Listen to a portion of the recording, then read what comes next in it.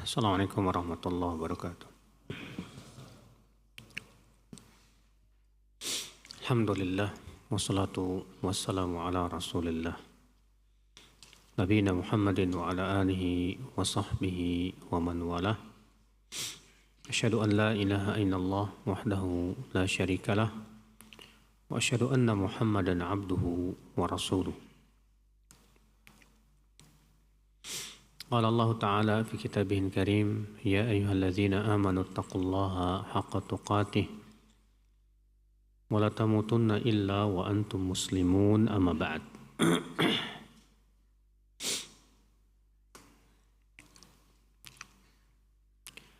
Kita lanjutkan ayol ikhwah, bab qadrul ma alladhi yaktasilu bihi minal janabah. Bab ukuran air untuk mandi janabat. Hadis 156 an Abi Salamata ibni Abdurrahman qal dakhaltu ala Aisyah radhiyallahu anha ana wa akhuha minar radha'ah fasa'alaha an ghusli Rasulillah sallallahu alaihi wasallam minal janabah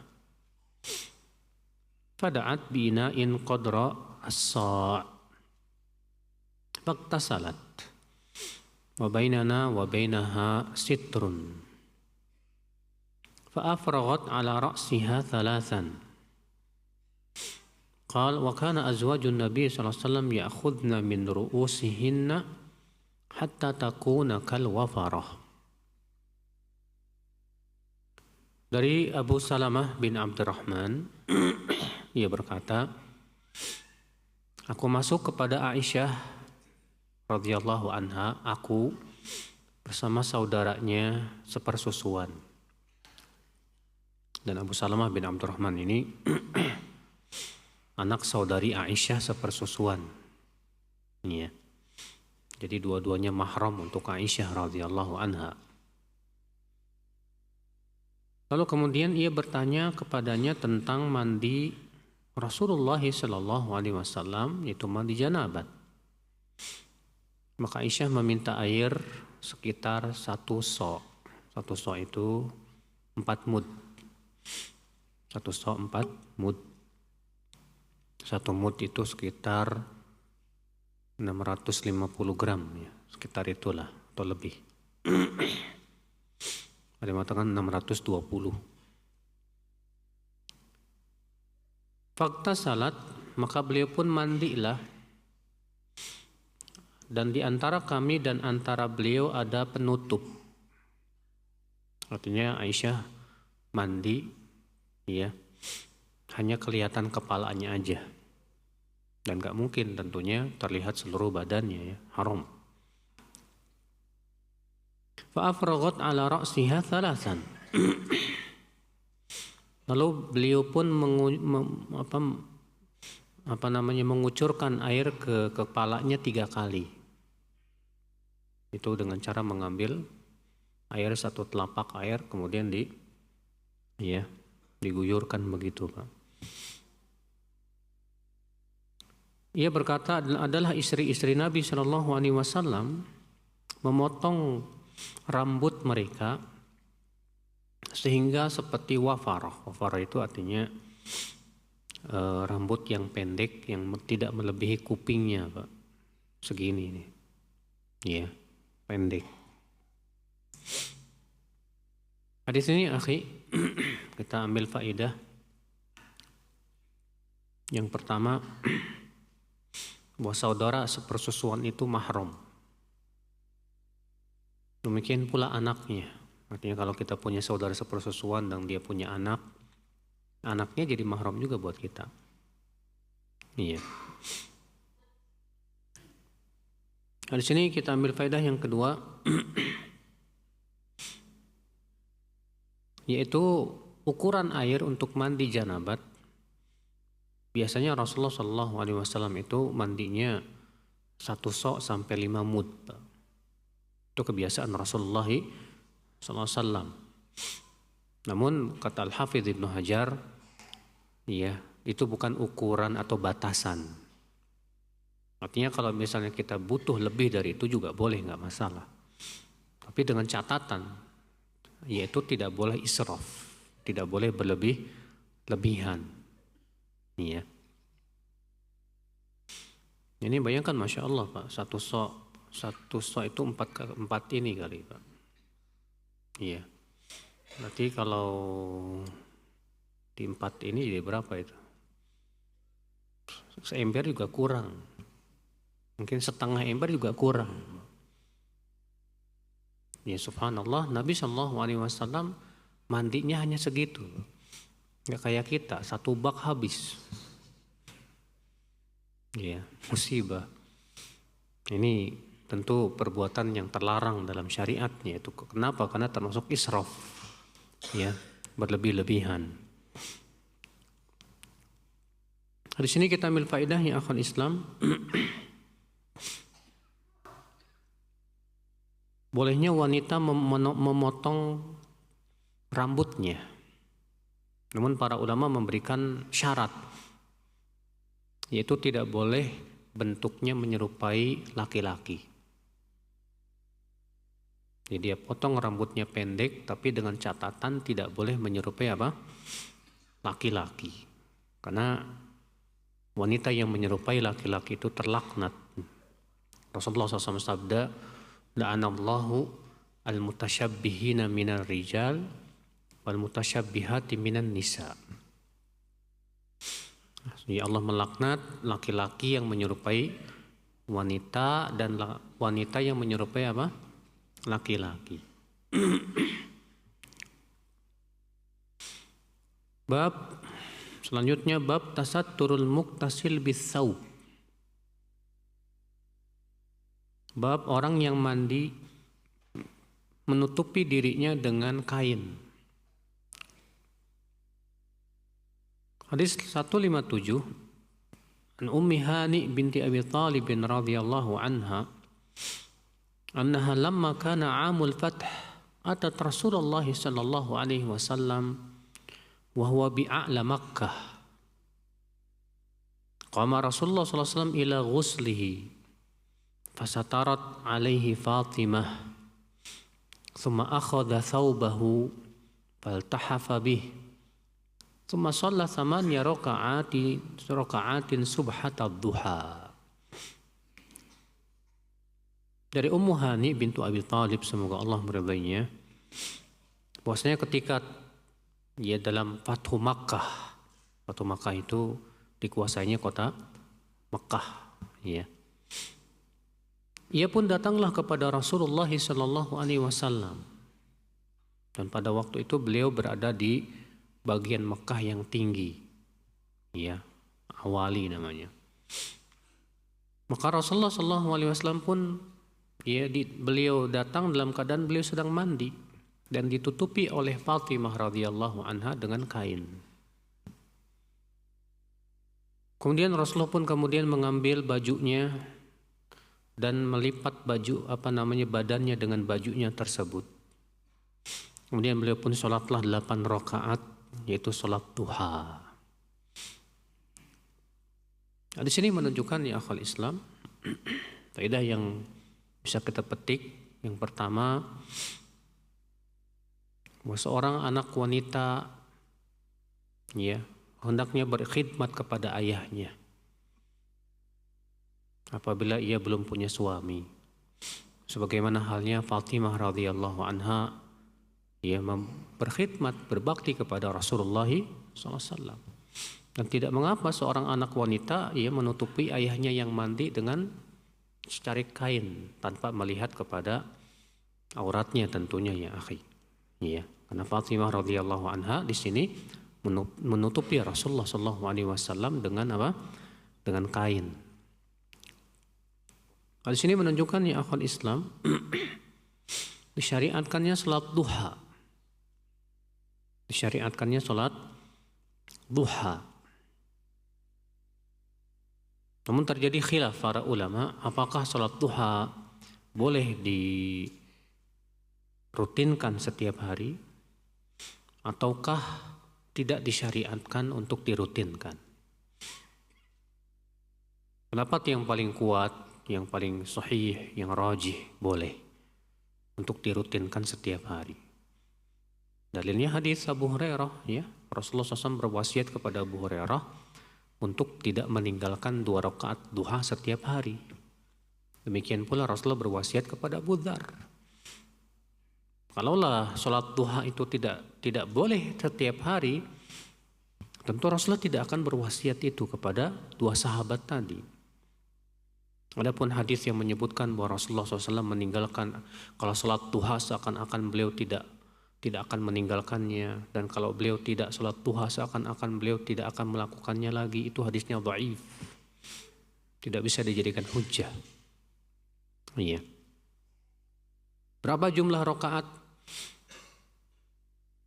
Hadis yang paling sahih yang menyebutkan tentang jumlah rakaat yang paling banyak ini hadis ini, Pak, Ummu Hani ini. Itu 8 rakaat, Pak. Tapi ini berupa perbuatan Rasulullah Sallallahu Alaihi Wasallam. Ada yang disebutkan dalam hadis 12 rakaat, tapi hadisnya dhaif. Sehingga terjadi khilaf para ulama ya tentang salat duha itu paling banyak berapa rakaat. Pendapat yang paling kuat, wallahu a'lam, tidak ada batasannya. Adapun hadis ini, Rasulullah salat 8 rakaat tidak menunjukkan kepada batasan, tidak. Ya, Rasulullah SAW hanya waktu itu salat duha 8 rakaat selesai. Bab ghuslur rajul wahdah minal janabati wat tasattur. Bab seseorang laki-laki mandi sendirian untuk mandi janabat dan menutupi diri. An Abi Hurairah radhiyallahu anhu an Muhammadi Rasulillah sallallahu alaihi wasallam. Fadzakara ahaditsa minha wa qala Rasulullah sallallahu alaihi wasallam kanat banu Israil yaktasiluna uratan yanzuru ba'dhum ila sawati ba'dhin. Wa kana Musa alaihissalam yaktasilu wahdah. Faqalu wallahi ma yamna'u Musa an yaktasila ma'ana illa annahu adar. Qal fadhahaba marratan yaktasil. Fawadha'a thawbahu ala hajar. Fafarra al-hajar bi thawbihi. Qala fajama'a Musa bi atharihi yaqul thawbi hajar, thawbi hajar. Hatta nadharat banu Israil ila sawati Musa wa qalu wallahi ma bi Musa min ba'sin faqama al-hajar hatta nadhara ilayhi qala fa akhadha thawbahu fa tafiqa bil hajar darban. Qala Abu Hurairah wallah innahu bil hajar nadabun 6 aw 7 darbu Musa bil hajar. Rasulullah sallallahu alaihi wasallam bersabda,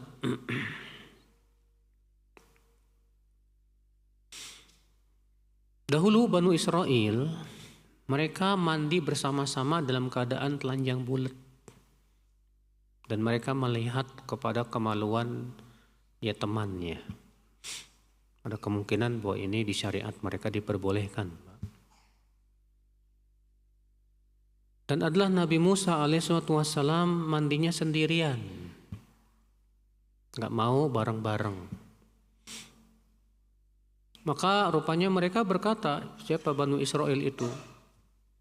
Demi Allah, tidak ada yang menghalangi Musa untuk mandi bersama kita, kecuali karena itu kemaluannya burut itu.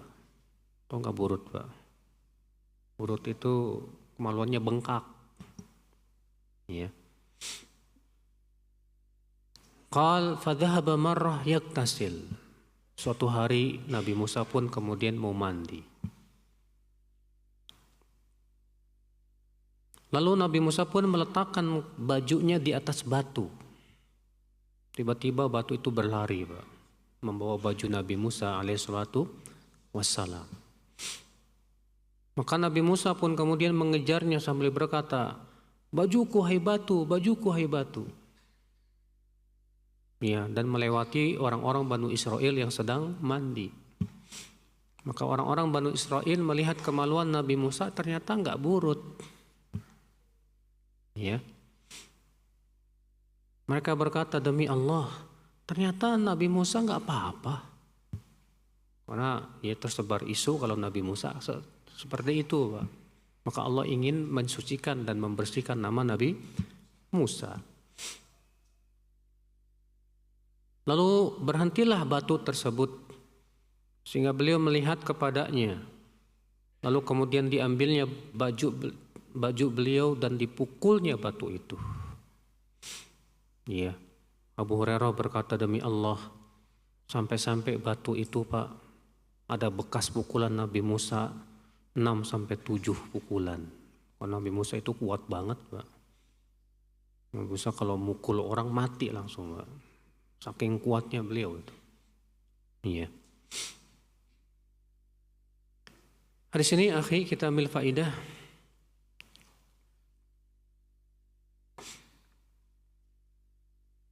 Yang bisa kita petik dari hadis ini, faedah yang pertama, yaitu disyariatkan untuk menutupi diri saat mandi, Pak.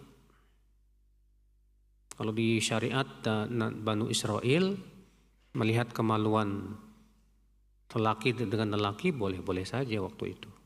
Tapi di syariat kita tidak boleh. Haram hukumnya. Sebagaimana nanti akan disebutkan hadis setelah ini. Iya. Hadis ini juga akhul Islam, kita ambil faedah selanjutnya. Kesabaran Nabi Musa alaihissalam menghadapi Banu Israel yang akhlaknya buruk gitu, Pak. Bayangkan Banu Israel ini ngeri, Pak. Allah subhanahu wa ta'ala sudah berkali-kali memaafkan mereka, tapi subhanallah mereka terus saja berbuat dosa lagi, maksiat lagi. Ini Nabi Musa sampai-sampai dituduh yang enggak-enggak. Nabinya, bayangkan, nabinya mereka ya dituduh sama mereka. Itu Musa salah mandi sendirian, itu enggak mau mandi sama kita, itu jangan-jangan kemaluannya burut itu. Sehingga tersebar isu di kalangan Banu Israel tentang masalah itu, Pak, bayangkan. Iya. Betapa buruknya akhlak Banu Israel terhadap para nabi. Makanya Allah menyebutkan bahwa Banu Israel itu bahkan suka membunuh para nabi. Iya. Ikhwatal Islam, saudaraku seiman. Maka Nabi Musa, Masya Allah, ya, diberikan oleh Allah kesabaran menghadapi siapa? Banu Israel. Dan kalau antum lihat dalam surat Al-Baqarah dan dalam banyak surat, ya, Allah menceritakan tentang bagaimana Banu Israel yang mereka itu Masya Allah selalu memaksiati Allah. Baru diselamatkan dari Banu Israel dari kejaran Fir'aun tuh, terus ngelewati patung sapi. Apa kata mereka? Ij'al lana ilahan kama lahum alihah. Hai Musa, tolong dong bikinin buat kita Tuhan sebagaimana mereka punya Tuhan, ya Allah. Baru diselamatin dari apa? Dari Fir'aun. Nabi Musa marah sekali. Ketika Nabi Musa pergi bertemu dengan Allah selama 30-40 hari, mereka malah menyembah patung sapi. Pulang Nabi Musa kepada Bani Israel, marah Nabi Musa. Allah ceritakan dalam surat Al-A'raf itu. Akhirnya Allah berikan kepada mereka sanksi bahwa mereka yang melakukan kesyirikan wajib membunuh satu sama lainnya. Itu cara taubat mereka. Iya. Dan banyak lagi dikisahkan oleh Allah dalam Al-Quran, ya, tentang kelakuan Banu Israel dan tingkah laku mereka yang, ya, semoga kita dilindungi oleh Allah dari sifat-sifat tersebut. Di sini akhwal Islam, kita ambil faedah selanjutnya.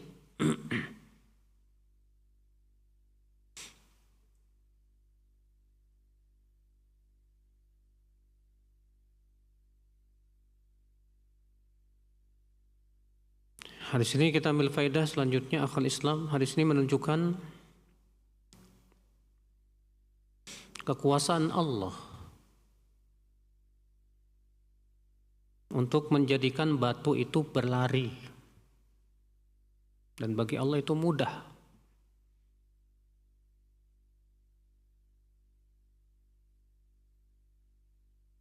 Di mana Allah menyuruh batu berlari, tujuannya untuk apa, Pak? Supaya Allah ingin membersihkan nama Nabi Musa dari tuduhan-tuduhan itu, Pak. Ya. Sehingga batu kemudian lari membawa bajunya Nabi Musa alaihissalatu wassalam. Dan bagi Allah mudah ya untuk membersihkan nama seseorang yang kotor, yang dibully, yang dijelek-jelekan di media sosial. Makanya kalau kita ini dijelek-jelekan, dibully, sabar aja, Pak. Itu insya Allah tidak akan membahayakan kita selama kita di atas kebenaran. Iya, mudah kok bagi Allah untuk kemudian membersihkan nama kita. Imam Bukhari aja antum lihat. Di akhir hayatnya kan beliau Masya Allah dituduh dengan pikiran Jahmiyah. Sampai beliau diusir dari Nisapur, pulang ke Bukhara diusir lagi. Sampai akhirnya beliau pulang ke kampungnya di Khortang. Disitulah beliau meninggal dunia. Tapi subhanallah setelah Imam Bukhari meninggal dunia, ya apa yang terjadi, Pak? Ya, nama beliau malah sangat harum sekali. Ini akal Islam, saudaraku seiman. Faedah selanjutnya, hadis berikutnya bab an-nahi anin nazar ila auratir rajul wal mar'ah. Bab larangan melihat aurat laki-laki dan wanita.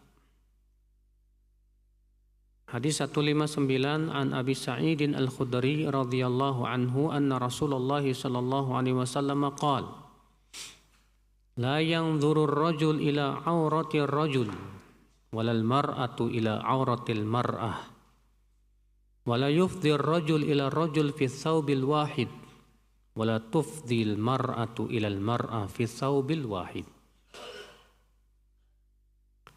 Dari Abu Sa'id Al-Khudri, semoga Allah meridainya, bahwa Rasulullah SAW bersabda, tidak boleh laki-laki melihat aurat laki-laki dan tidak boleh wanita melihat aurat wanita, dan tidak boleh laki-laki tidur dengan laki-laki dalam satu selimut, ya, dalam keadaan kulit mereka, artinya tidurnya itu nggak pakai pakaian, Pak. Ya, tidurnya nggak pakai pakaian dalam satu selimut. Dan tidak boleh wanita juga, ya, bersama seorang wanita dalam satu selimut. Artinya nggak pakai pakaian. Ya, yang berakibat akhirnya akan memegang kemaluan yang lainnya. Dan tentu ini akan berakibat bisa menimbulkan apa? Penyakit itu, Pak. Ya, penyakit jeruk makan jeruk. Ya, penyakit itu yang terkenal lah itu.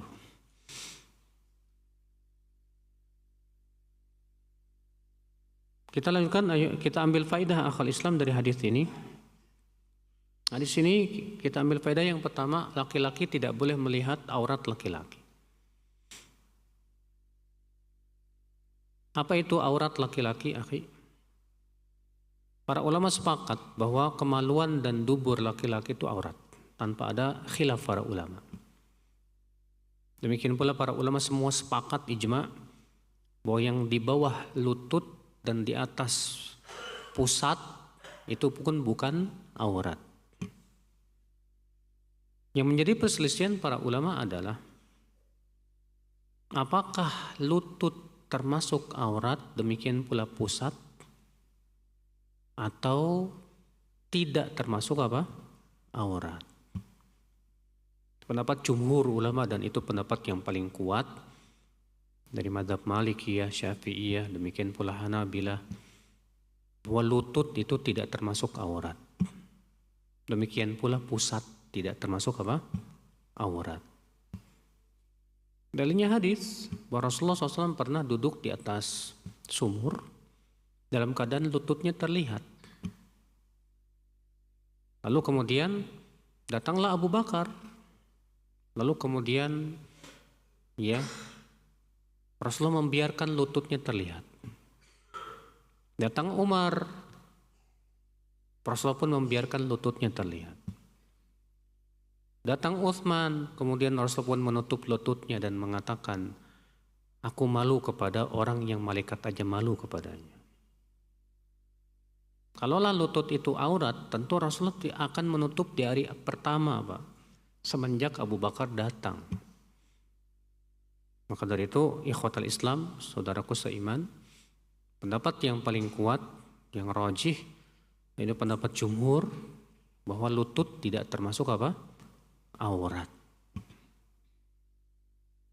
Ada sebagian orang mengatakan, Ustadz, kalau lutut tidak termasuk aurat, berarti boleh dong kita memperlihatkan lutut. Iya, kita katakan boleh. Tapi adabnya ditutup.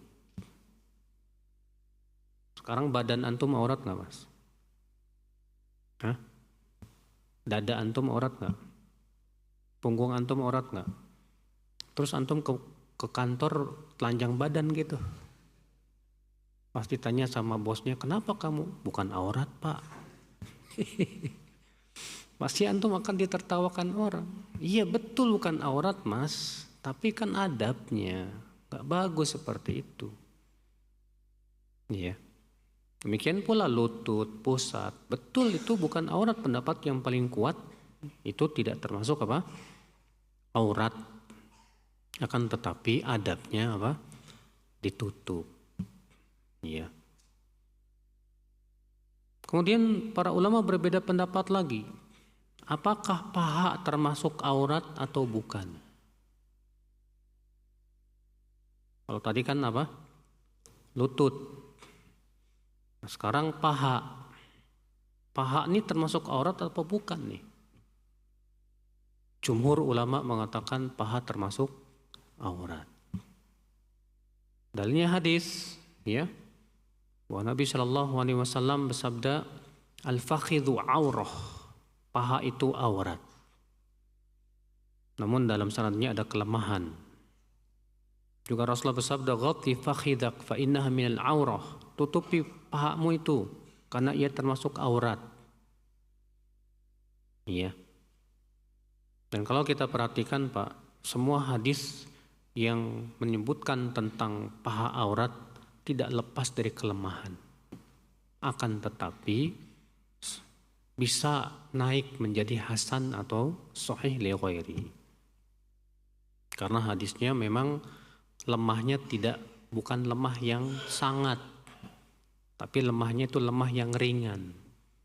Sehingga bisa menguatkan satu sama lainnya. Oleh karena itu Syekh Albani rahimahullah menganggap itu hadisnya sahih.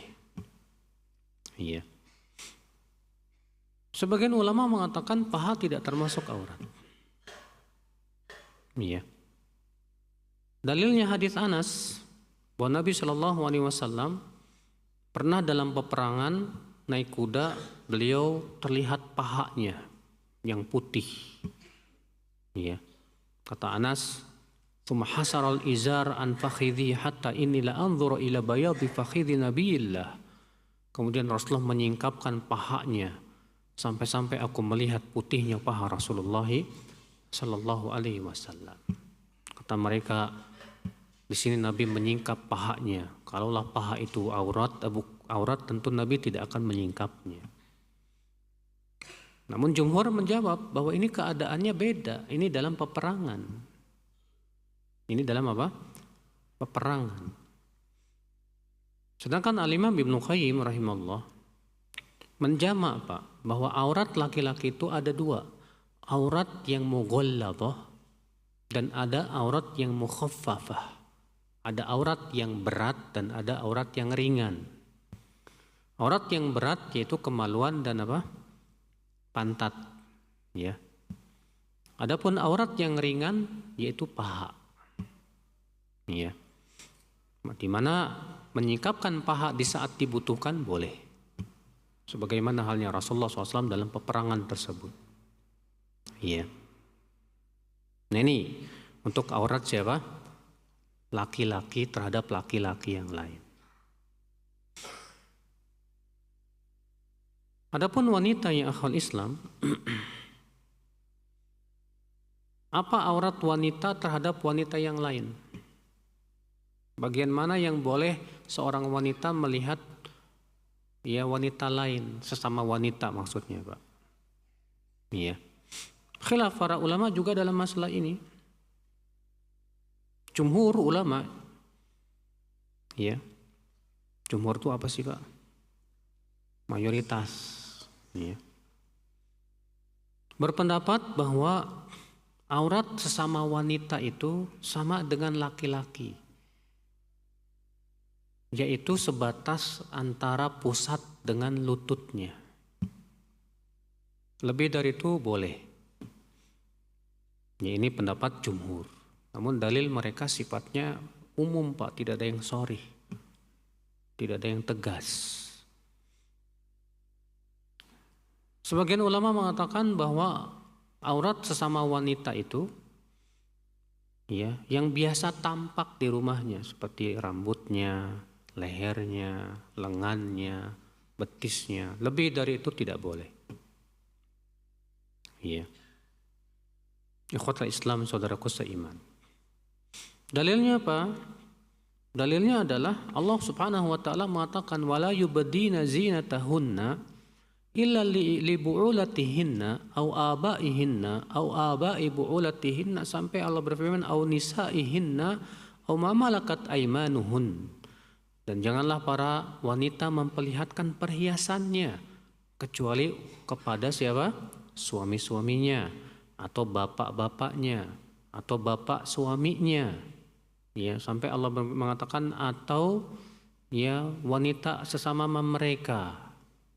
Itu menunjukkan bahwa yang dimaksud ayat ini memperlihatkan perhiasan yang biasa terlihat.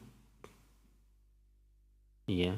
Sehingga kata mereka itu menunjukkan bahwa sesama wanita boleh melihat rambutnya, demikian pula apa?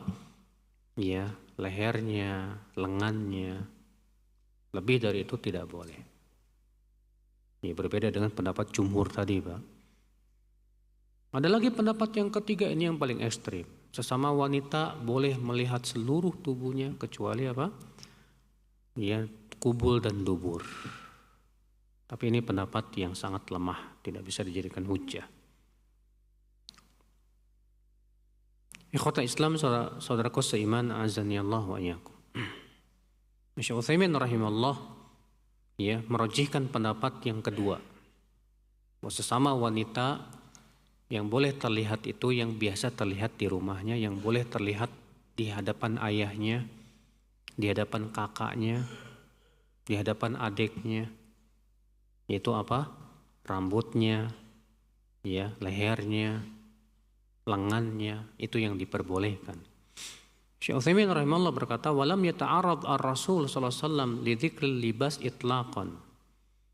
Falam yakul libas al-mar'ah ma baina surah wa rukbah hatta yakuna fi hadha syubha li haula'in nisa.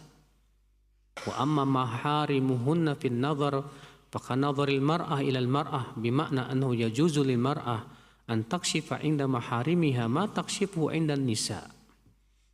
Takshifu ar-ra's wal raqabah wal qadam wal kaf wal dhira' was saq wa ma ashbaha dhalik. Lakin la taj'alil libas qasiran." Kata beliau, mahram wanita boleh melihat si wanita tersebut sebagaimana halnya wanita melihat wanita yang lain. Seperti apa? Kepala, leher, kaki, ya, telapak tangan, ya demikian pula betis. Sebatas itu boleh, nggak masalah. Nah ini saudaraku sekalian, ikhtilaf para ulama tentang apa itu? Aurat wanita sesama wanita. Ya, wallahu a'lam.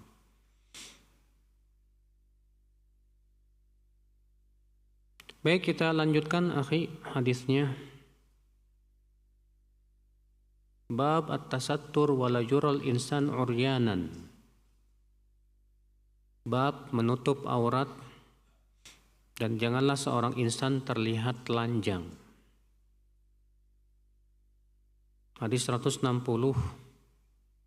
An Jabir bin Abdullah radhiyallahu anhuma anna Rasulullah SAW kana yanqulu ma'ahumul hijarah ilal Ka'bah wa alaihi izaruhu. Faqala lahu al-Abbas ammuhu ya ibna akhi law halalta izaraka faja'altahu ala mankibik duna al-hijarah. Qala fahallahu faja'alahu ala mankibihi fasaqata maghshiyan alaih. Qala fama ru'ya ba'da dhalikal yaum uryanan. Dari Jabir bin Abdullah, semoga Allah meridainya, bahwasanya Rasulullah SAW dahulu pernah ikut memindahkan membangun Ka'bah bersama kaum musyrikin waktu itu memugar Ka'bah. Maka Rasulullah SAW membantu untuk memindahkan batu, dan mengangkatnya ke Ka'bah dalam keadaan beliau memakai sarung. Maka berkatalah pamannya yang bernama Abbas, hai anak saudaraku, kalau kamu buka saja sarungmu itu dan kamu jadikan sarungmu itu di atas pundakmu, supaya buat ketika ngangkat batu itu tidak langsung kena pundak. Maka Rasulullah pun membukanya dan beliau pun jadikan di atas pundaknya sehingga otomatis kemaluannya kelihatan. Maka apa yang terjadi? Rasulullah langsung jatuh pingsan. Setelah itu tidak pernah lagi Rasulullah SAW terlihat telanjang. Hadis ini menunjukkan ya akhi, tidak boleh seorang laki-laki telanjang di hadapan laki-laki yang lain. Haram ini dalam syariat Islam. Dan hadis ini menunjukkan ya akhi bahwa Rasulullah SAW terpelihara walaupun sebelum menjadi seorang nabi dan rasul. Makanya sebelum Rasulullah menjadi nabi dan rasul, Rasulullah dipelihara oleh Allah dari perbuatan maksiat juga, Pak. Dipelihara oleh Allah dari perbuatan syirik. Makanya Rasulullah tidak pernah berbuat syirik sebelum menjadi nabi dan rasul. Ini dia, masya Allah, Rasulullah SAW ketika membuka sarungnya, Rasulullah langsung pingsan, masya Allah. Dijaga oleh Allah Subhanahu Wa Taala. Maka ini Ahlus Sunnah meyakini, Pak, bahwa yang maksum itu hanyalah Rasulullah Sallallahu Alaihi Wasallam.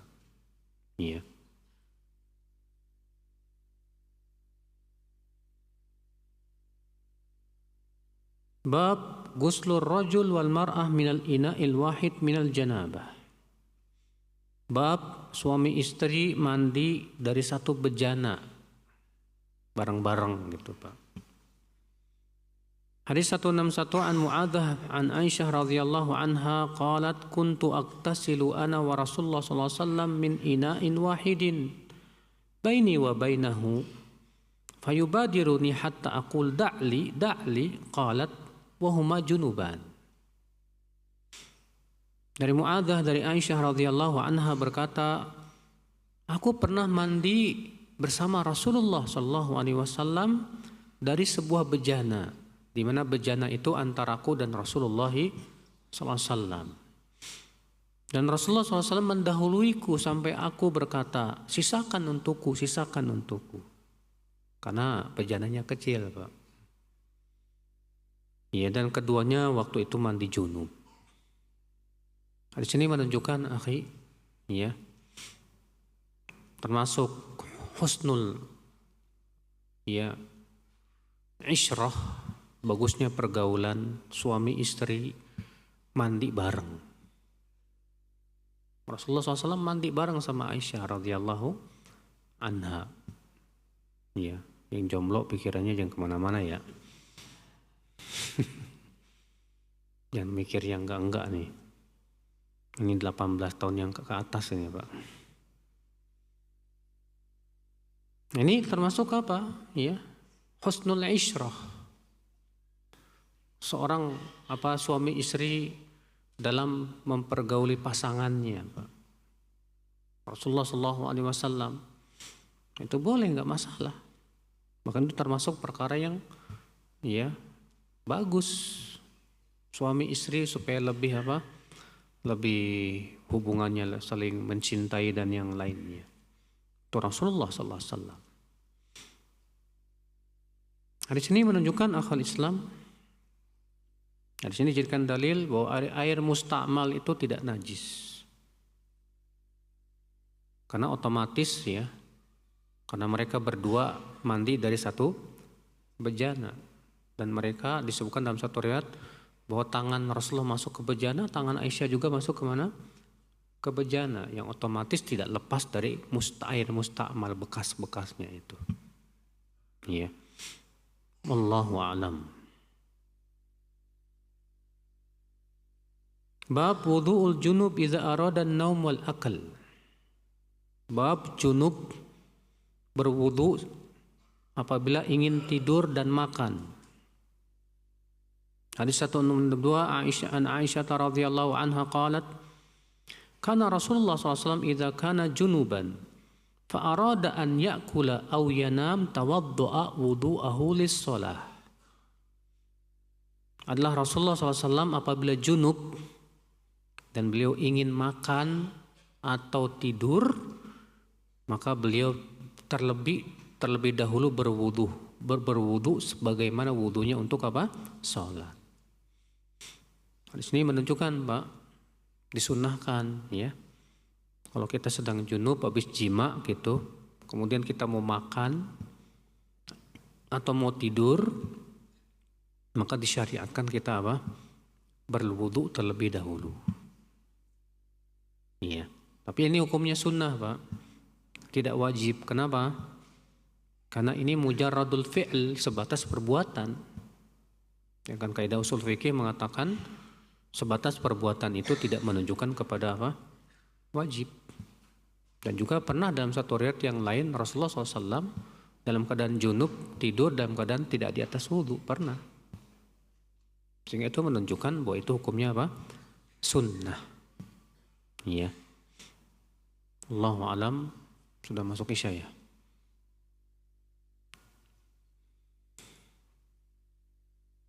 Sudah masuk isya loh. 2 menit lagi. Bab naumul junub qabla an yaktasil. Bab tidurnya orang junub sebelum mandi. Artinya kalau kita junub, Pak, terus mandinya nanti aja deh subuh. Boleh enggak? Jawabnya boleh, enggak apa-apa. Karena itu dilakukan oleh Rasulullah SAW. Tapi sudah kita sebutkan tadi bahwa kalau kita mau tidur disyariatkan wudu dulu. An Abdullah ibn Abi Qaisin qal sa'altu Aisyah radhiyallahu anha an witri Rasulillah sallallahu alaihi wasallam. Fadzakara al-hadits qultu kaifa kana yasna'u fil janabah? Akana yaktasilu qabla an yanam am yanam qabla an yaktasil? Qalat kullu dhalika kana yaf'al. Rubbama iktasala fanam wa rubbama tawadda'a fanam. Qultu alhamdulillahilladzi ja'ala fil amri sa'ah. Dari Abdullah bin Abi Qais, ia berkata, aku bertanya kepada Aisyah tentang witirnya Rasulullah SAW. Lalu ia pun menyebutkan hadisnya. Lalu aku bertanya, lalu bagaimana tentang janabat? Apakah beliau mandi sebelum tidur atau tidur sebelum mandi? Kata Aisyah, semua itu Rasulullah pernah lakukan. Terkadang beliau mandi dulu, lalu tidur. Dan terkadang beliau cuma wudhu saja, lalu tidur. Lalu aku berkata, segala puji bagi Allah yang telah menjadikan dalam perkara ini keluasan. Di sini menunjukkan, Pak, bahwa diperbolehkan orang yang junub itu dua-duanya. Artinya kalau dia mau mandinya diundurkan nanti aja, silahkan. Atau mau mandi dulu baru kemudian tidur juga enggak masalah. Semua itu pernah dilakukan oleh Rasulullah Sallallahu Alaihi Wasallam.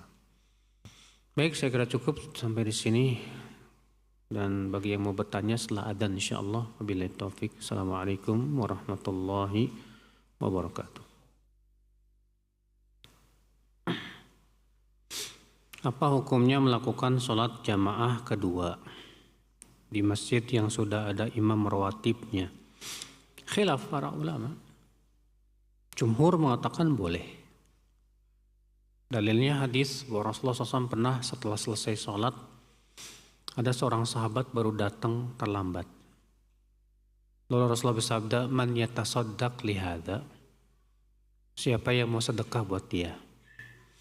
Lalu kemudian sebagian sahabat menjadi makmum buat dia. Lalu mereka membuat jamaah. Sementara Imam Syafi'i mengatakan makruh. Dalilnya hadis bahwa Abdullah bin Mas'ud mengatakan Rasulullah pernah terlambat dari sholat berjamaah. Ketika sampai masjid didapati orang-orang sudah selesai sholat. Maka beliau kemudian pulang ke rumahnya dan sholat di rumah. Juga itu dari perbuatan Abdullah bin Mas'ud sendiri. Iya. Dan juga kata mereka bahwa kalau ada jamaah kedua berarti ada ketiga, keempat, kelima, keenam, ketujuh. Dan ini tentu akan malah membuka keburukan. Sehingga orang yang malas nanti beralasan nanti saya jamaahnya yang ke-20 aja. Iya. Padahal kan disyariatkannya adzan itu untuk jamaah keberapa? Sebutkan dalam hadis, aku ingin sekali membakar rumah orang yang tidak menyaksikan sholat berjamaah. Sholat jamaah keberapa? Hah? Rasulullah mengatakan, aku ingin membakar rumah orang yang tidak menyaksikan sholat berjamaah. Sholat berjamaah yang pertama pastinya, Pak. Kalau jamaah yang kedua boleh kata mereka, tentu Rasulullah akan ngapain dibakar? Suruh ada mereka bikin jamaah lagi kedua. Dan itu pendapat yang dibela oleh Syekh Albani. Iya. Bahkan Syekh Masyhur bertanya kepada Syekh Albani, "Syekh, kenapa engkau tidak mengatakan haram, hanya makruh saja?" Kata Syekh Albani, "Laisa li salafun fi hadza." Aku enggak punya salafnya. Yang ada cuma pendapat Imam Syafi'i yang mengatakan hukumnya apa? Makruh. Iya. Nah ini Pak, jadi khilaf para ulama. Di mana Imam Syafi'i rahimahullah menyebutkan di antara alasan kenapa tidak boleh dibikin jamaah kedua adalah karena dikhawatirkan malah menimbulkan perpecahan di kalangan kaum muslimin dan membuka pintu yang tidak baik Pak buat orang-orang yang berpenyakit tentunya. Jadi kalau kita melihat kepada dalil-dalil Imam Syafi'i, saya lebih condong kepada pendapat ini, Pak. Lebih kuat.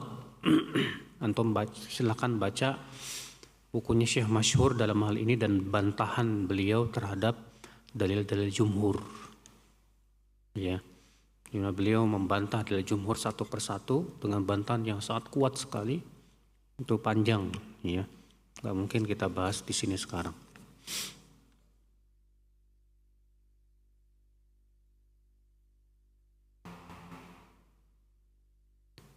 Saya 56 tahun bekerja menjaga orang tua.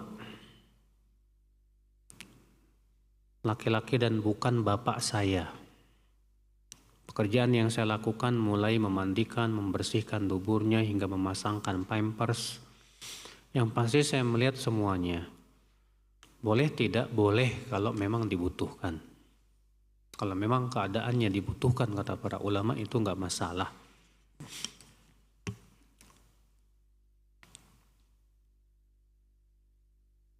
Ana suka pakai koko di saat sholat sepinggang. kokonya nggak panjang, dengan pakai celana dan tidak pakai sarung, boleh nggak? Kita lihat celananya ketat apa enggak. Kalau celananya ketat, ya sempit, maka tidak boleh. Kata Syekh Utsaimin, celana yang ketat, yang sempit itu hakikatnya tidak menutup aurat. Tapi kalau celananya ya luas, tidak membentuk, tidak sempit, nggak masalah. Ya, tidak apa-apa. Walaupun memang yang lebih baik dia pakai juga sarung, itu lebih baik.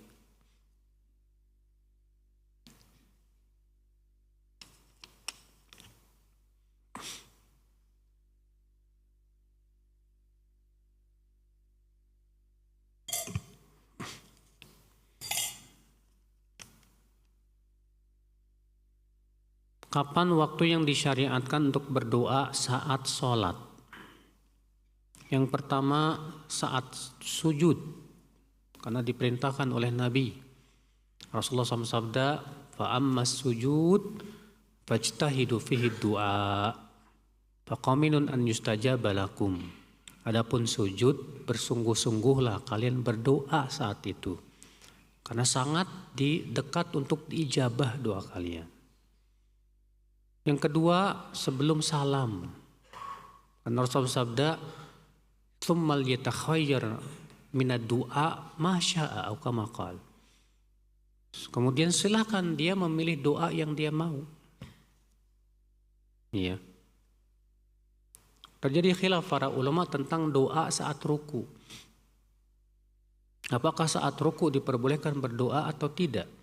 Menjadi 3 pendapat. Pendapat yang pertama mengatakan tidak. Kenapa? Karena tidak ada satupun riwayat bahwa Rasulullah SAW berdoa saat ruku. Pendapat yang kedua mengatakan boleh berdoa.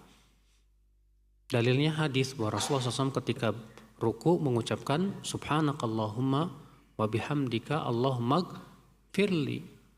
Sedangkan kata-kata Allah maghfirli itu apa? Doa. Dikiaskan kepada ini berarti yang lain pun boleh, kata mereka. Sedangkan Syekh bin Baz pendapatnya boleh berdoa tapi hanya sebatas Allah maghfirli saja. Yang ditunjukkan dalam doa tadi, subhanakallah bihamdika Allah maghfirli, udah semua itu aja, udah nggak lebih dari itu. Iya, karena memang tidak ada dalil sama sekali Rasulullah SAW memperbanyak doa saat ruku, Pak. Jadi kalau kita cukupkan dengan itu saja itu lebih baik. Allahu a'lam.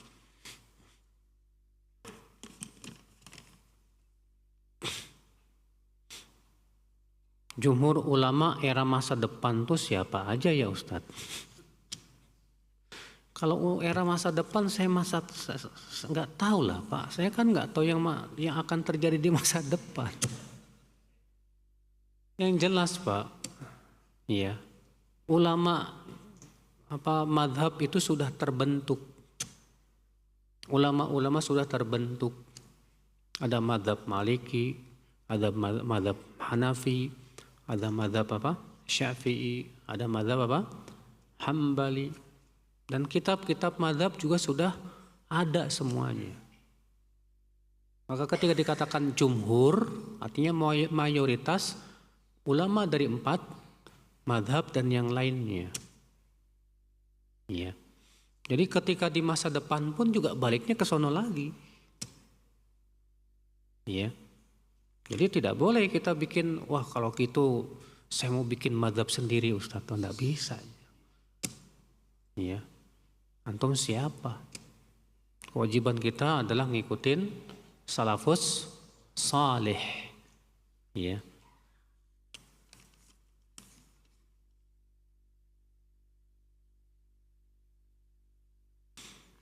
Seperti apa tahapan untuk bisa yakin kalau Allah sudah berkehendak tidak ada yang sulit bagi Allah? Loh, antum nggak lihat makhluk-makhluk Allah yang luar biasa? Antum lihat nggak nyamuk Pak? Itu nyamuk itu Masya Allah, teknologi yang tidak ada pada manapun juga. Matanya aja ada sampai 100 Pak. Matanya nyamuk. Dia bisa melihat dalam kegelapan karena dia dibekali oleh Allah inframerah. Kalau Allah mampu, masa Allah nggak mampu sih? Antum nggak lihat para nabi yang ditolong oleh Allah? Bagaimana Allah menolong Nabi Nuh? Bagaimana Allah? Itu kan sudah bukti. Masa Allah nggak mampu bantu ente? Iya. Jangan ragu dengan kekuasaan Allah. Jangan takut Allah tidak, ya. Jangan takut Allah tidak menepati janji. Yang kita takutkan itu iman kita yang payah, Pak. Iman kita yang rusak, keyakinan kita yang lemah, itu yang musibah akal Islam.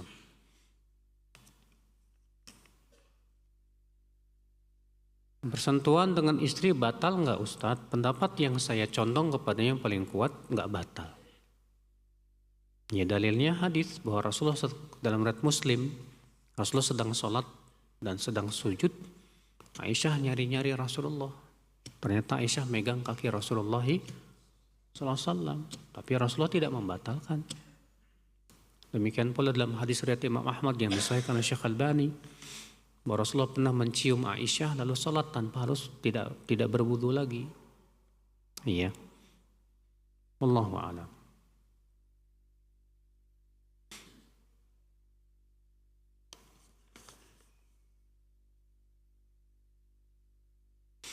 Ketika mendekati waktu sholat, terkadang badan kotor, keringat, bau tidak sedap jika ke masjid. Namun jika mandi dulu khawatir tertinggal sholat jamaah. Mana yang lebih baik? Yang lebih baik mandi dulu. Karena ilatnya antum ada sama dengan makan jengkol, makan bawang. Kenapa Rasulullah SAW melarang orang yang makan bawang untuk pergi ke masjid? Karena baunya ganggu, Pak. Nah, ketika antum bau keringat, ya dan yang lainnya ganggu juga sama. Ya udah mandi dulu, Mas. Setelah mandi baru datang ke masjid.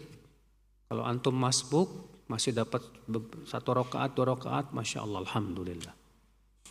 Iya, makanya bagusnya sih antum jauh-jauh hari sebelum jauh-jauh waktu sebelum sudah siap-siap. Antum lihat nih, ya maghrib jam 6 misalnya, 15 menit antum sudah bebersih dulu dan yang lainnya, ya.